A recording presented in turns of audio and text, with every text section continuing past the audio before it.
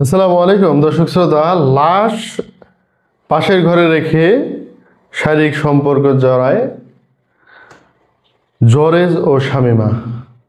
লাশ পাশের ঘরে রেখে শারীরিক সম্পর্কে জড়ায় জরেজ ও শামীমা।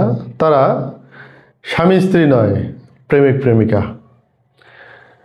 কথাটাই বলতেছি বদরগঞ্জের আশরাফুল হত্যার যে কথাটা,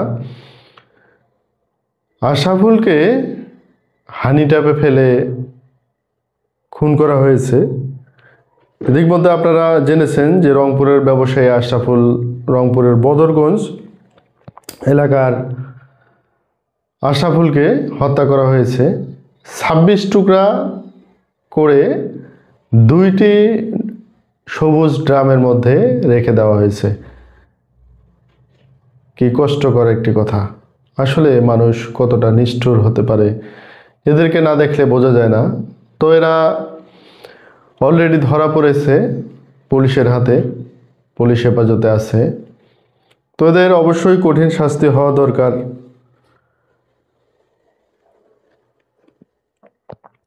তো এখানে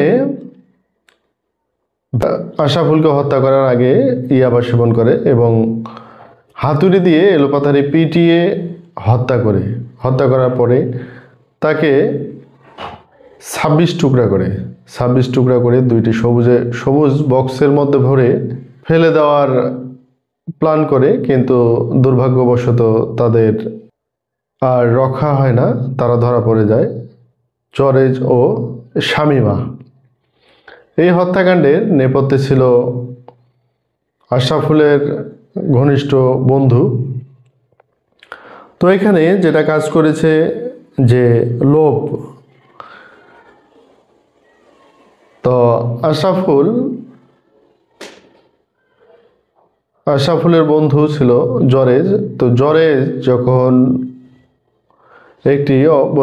যখন বিদেশে ছিল, বিদেশে থাকা অবস্থায় একটি মেয়ের সাথে মোবাইলে তার সম্পর্ক হয়, একটা প্রেমের সম্পর্কে পরিণয় হয়। কিন্তু যখন আশরাফুল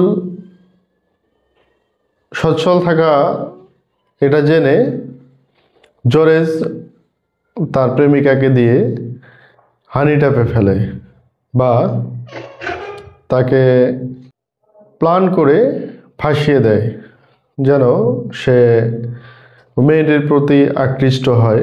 এবং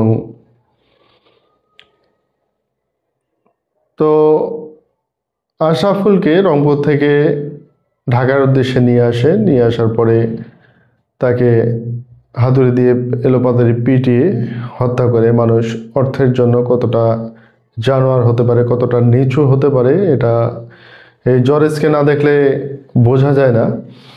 তো একটা কথাই আছে যে অতি লোভে তাঁতি নষ্ট। জরেজ এখানে প্ল্যান করেছিল যে 10 লক্ষ টাকা আশরাফুলের কাছ থেকে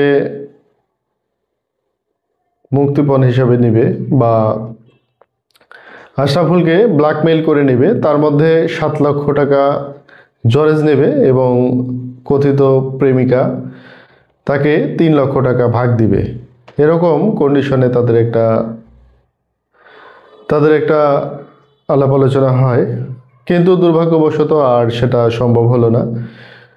অবশেষে আশরাফুলও চলে গেল পৃথিবী ছেড়ে, জরেজ এবং তার কথিত প্রেমিকা তারাও গেল জেলে। আসলে সম্পদের জায়গায় সম্পদ পড়ে রইল, কিন্তু আশরাফুলও পৃথিবী থেকে চলে গেল এবং জরেজ এবং তার কথিত প্রেমিকা সেও পুলিশের হাতে ধরা পড়ল। তো অবশ্যই এদের কঠিন শাস্তি হওয়া উচিত। অডিয়েন্স, আপনারা কি মনে করেন যে এদের অবশ্যই শাস্তি হওয়া উচিত? এদের অবশ্যই শাস্তি হওয়া উচিত এবং সঠিক ন্যায় বিচার হওয়া উচিত, যেন এদেরকে দেখে কলিজা কেঁপে ওঠে অন্যায়কারীদের, এবং ভবিষ্যতে যেন এরকম দুর্বিষহ কোনো নিউজ আমাদের চোখে না পড়ে। তো ভালো থাকবেন, পরবর্তীতে কোনো গুরুত্বপূর্ণ নিউজ নিয়ে আসবো। আল্লাহ হাফিজ।